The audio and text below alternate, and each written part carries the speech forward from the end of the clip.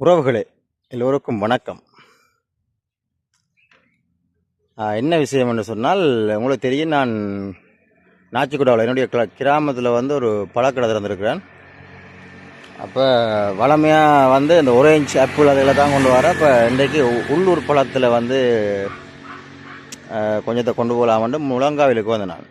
Okay, Mulankavil தெரியும் உங்களுக்கு, நாச்சிக்குடாவில் இருந்து ஒரு 2 கிலோமீட்டர் முன்னால் வரணும் உங்கள் ரைட். பப்பாசி பழம் பண்ணிட்டு போகிறதுக்கு வந்து நான் என்ன இஷ்யூ என்று சொன்னால், இந்த மழை காலம் வந்த பிறகு நிறைய பப்பாசி செய்கைகள் அழிந்து போயிட்டு. ஓகே, நிறைய பப்பாசி செய்கைகள் தோட்டங்களில் இப்போ பப்பாசி மரங்களை காண்ற இயலாது. என்னென்னு சொன்னால், நிறைய தண்ணி நின்றதால் அழிந்து போயிட்டான்னு சொல்லி நானும் கூட கண்கூட பார்த்துருக்கேன். யாழ்ப்பாணத்துலேயும் நிறைய இடத்துல பப்பாசி தோட்டக்காரர்கள் இந்த பப்பாசி மரங்களை என்னென்னு சொல்கிற அழித்தும் விட்டார்கள். அதை செடிபுறான்னு சொல்லி சிலதுகள் அப்படி அழுகியே போயிட்டு ரைட். அது ஒரு புறம் இருக்க, உங்களுக்கு தெரியும், முழங்காயில் முழுக்க விவசாய பகுதி.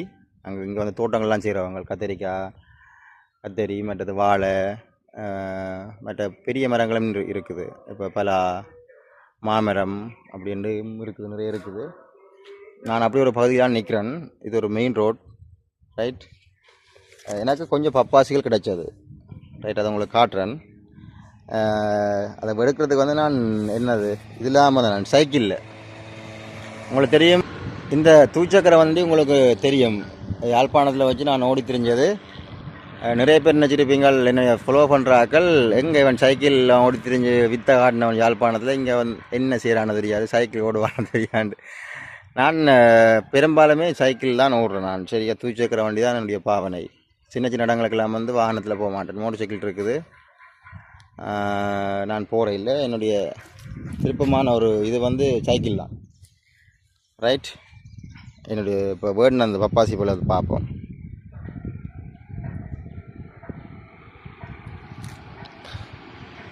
ரைட், ஒரு அளவான சைஸ்லாம் கிடச்சது. தன்னிடத்தில் இருந்த வியாபாரத்துக்காக வைத்திருந்த பழங்களை எனக்கு தந்திருந்தார்.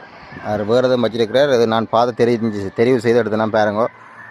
அந்தளவுக்கு கெல்த்தியானதாக இல்லாட்டிலும் விற்பனைக்காக ஒன்றும் செய்யலை, எடுக்கணுன்ற கருத்து நான் தெரிவு செய்து எடுத்தது. மற்றது அங்கே சந்தியிலேயும் பழங்கள் இருக்குது, நான் போய் எடுத்துகிட்டு போவேன். ஓகே, இதான அந்த பழங்கள். அப்படி அவங்களுக்கு பக்கத்தில் இருக்கிற தோட்டத்தையும் காட்டி போட்டு இந்த வீடியோவை நிப்பாடலாம்னு யோசிக்கிறேன். நீங்கள் பாருங்கள், கத்திரிக்காய் செய்கை நல்ல காலம் அழிவடையவில்லை, காய்ச்சிருக்குது பார்த்தீங்களா ரைட். இன்னும் ஒரு வீடியோ